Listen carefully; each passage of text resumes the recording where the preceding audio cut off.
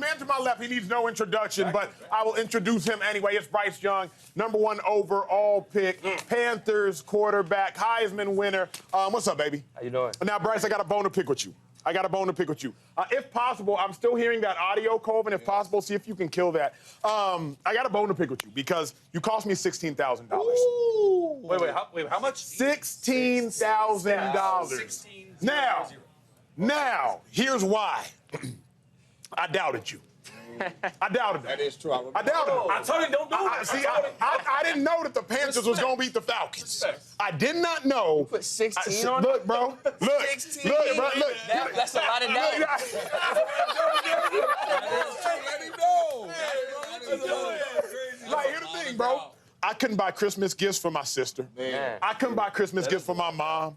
I couldn't buy Christmas gifts for my brother. Nephews and nieces, they still wearing 2022 Christmas gifts. Because you decided to go ball out. Tough lesson. He decided to go ball out with the whole world watching. So I just had to get that off my chest. Tough lesson. I had to get that off my chest real quick. But talk to me, bro, about your growth this season. I was so happy to see it. I was proud to see it. The whole world was doubting you, but then you completely turned things around. What was the moment that the flip switched for you this season? What was that one moment? You know, honestly, it was kind of the opposite. I want to stay consistent through everything. That was kind of my big challenge for myself. I feel like that was really something that I was proud of that I accomplished. I wanted to make sure, you know, while I wasn't playing, I didn't change my routine. I didn't change my attitude. I didn't change how I approached the game. And I'd never really been in that situation. So, you know, that's what I wanted to do, but I was, you know, I had to learn about myself. What situation are you referencing? Being benched. I've never been there. I didn't play my freshman year of college, but, you know, that was different than, you know, being taken out the game. And I want to make sure that I had the same focus, whether it was scout team, it was meetings, watch the same amount of film. And I think really just throughout that, I felt myself growing from doing that, just experiencing God in a new way, experiencing everything just differently. And, you know, I just try to parlay that. Really quick, though, because we're in the facility, right? This is the facility, right? So we keep it a buck. And I'm going to keep it a buck. We all said it was good you being benched. Not all of us. Can I talk? Can you talk? Except Shady. Shady said the Carolina Panthers is out of their mind. You benching a quarterback you draft #1 overall for what? For Andy Dalton, who ain't did nothing. He was all on that. Shout out to Andy. And we were like, nah, man, like he ain't playing well right now. He needs to be on the bench. That's what us three said. A little bit of a break, yeah. I just want to know, because he was like, benching ain't gonna help him and all that. Did it help you? Like, did it change the way you prepared for the game? Did it change? Because when you came back in, you wasn't the same dude playing on the field. Now, I'm not talking person-wise, because you handled it phenomenal. But on the field, you weren't the same quarterback. Did it help you? I'm a big believer that God doesn't make mistakes. You know, I trust in Him and everything that's happened, that's going to happen. And, again, for me, it was just I was able to experience something new just about myself. And, you know, I don't know if it's something that went to the field or not. It was something that just through my process and through myself, I was able to grow and find something. Can you share with us what that was? Because you said you were able to experience something new. Like, educate us, take us behind the curtain. Yeah. What was it that you're speaking of? You know, truthfully, not that I always knew what was going to happen, but I felt like I always had a path, kind of a vision of how things were going to play out. If I could, you know, if I could get this done, that means I should be here. If I could, you know, try to accomplish this goal, it should take me to this spot. Throughout high school, college, the league, and, you know, this was really the first time that I didn't know how things were going to play out. I didn't know what it was going to look like. I didn't know anything, and I'm a man of faith. And for me, that's just not something. I've always trusted God, but honestly, I've never, like I said, I never had to, but when it comes to football, and specifically, it's not something I had to do. I was never really in that backs against the wall position, and I'm super grateful God put me in that position to be able to experience that. And, you know, I definitely feel like I grew as a man of faith, grew as a man just in general with experiencing that. And I'm grateful for that experience. So you were obviously benched after week two, and then you got your starting job back in week 8. So 6 weeks went by. Can you point to one or two people or one or two moments during that 6-week span? Maybe it's Andy Dalton, right? I know him well. Maybe it's Dave Canales. Was there any point in that process where Andy helped you so much or Dave helped you so much to just sort of not even get your confidence back, but get back and be like, you're going to be the franchise? Yeah, one of the things, and me and Andy would talk about it the entire time, we're super, super close. Great person, great family. Like, since I've been there, He's been someone who's helped me a ton. So we're always having conversations about, it changed from, obviously him playing more, and I'm still asking the same stuff, and I would ask him a ton of things while I was playing too. Yeah. And he was always kind of just encouraging me throughout that time. He was always there, to have those conversations and still, whether it was a scout team or whatever, we're talking about something in a meeting, he's still there. Oh, that was, I see you, that's hard, all that stuff. And, throughout all of that, even when I got back in the back and forth, for both of us, that's kind of an up and down of emotions, kind of in the opposite way, but we still had that love for each other throughout. We're still supporting each other throughout.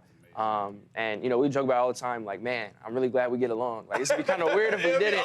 Yeah, exactly. So I'm super, super grateful. And Coach Canales as well, just, being consistent throughout all that. He's in the QB room, so for me, I'm making sure I can still listen, still make sure that I'm growing and hearing the coaching that he has. Was there anything that he added to the playbook? Because, before you benched, you were 2-16, 19 turnovers, right? It's always hard for a rookie to get into the game, not turn it over. After benching only 8 turnovers, 20 touchdowns, was there anything, new plays, new anything, or was it just you feeling comfortable with him? Yeah, honestly, I think it was just being able to run the full system. The first weeks, 2 games, so you don't get to do everything, of course. And then for me, it was just, I was glad to have time in the system to be able to grow. It was a new staff. That was a new system. Yep. So, the first 2 games, I definitely felt like I grew a lot, was able to make it my own. I think for him just being able to probably trust me more to call more stuff. That's awesome. To open up the playbook for me, especially compared to those first 2 weeks. Just him having trust in me and me doing everything I can to try to, uphold that and, run the full playbook. I think that's definitely something that we grew in as a team, and I'm excited for us to continue growing in. Let me ask you this before I ask you about the Young 9 Foundation. What are the Panthers missing? I think we were watching the Eagles game if we weren't actually at it, and you played a great game. Y'all almost beat the Eagles, if I'm not mistaken. There was a drop right there at the end of the game, completely shifted the game. Y'all got a lot of talent, got a lot of pieces. If you were acting as a general manager, or you obviously being the quarterback, you are the general manager on the football field. What do the Panthers need? I don't think there's anything. Obviously there's the off season. There's stuff that stuff to address, and I trust in Dan Morgan, our GM, to get all that stuff done. But I believe in the people in the building. I'm super grateful with especially how we finished. I believe in everyone, and I think the most encouraging thing is the attitude we have towards working. There's no one. I think we've all been on different teams, and there's been ups and downs, and you can feel when everyone's just ready to get to the off season. You can feel when everyone's like, I don't know how this is going to work. Maybe I'm back next year, maybe I'm not.